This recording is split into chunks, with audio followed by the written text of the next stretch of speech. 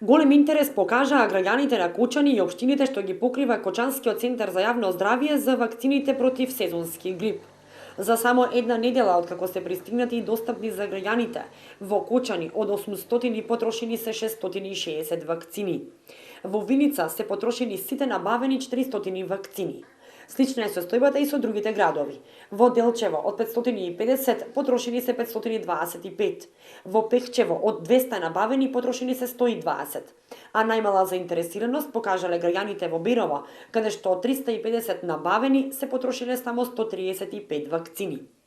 Димитар Димитров, директор на Центарот за јавно здравје Кочани, истакна дека тие вакцини кои што не се потрошени ќе бидат распределени во градовите каде што има потреба и каде што има заинтересирани граѓани се уште, например како што е Виница. А на прашањето дали ќе се набавуваат нови, Димитров рече дека ќе треба време да се види колкава е заинтересираноста на луѓето, па според тоа и ќе се реагира и ќе се врши набавка на нови вакцини.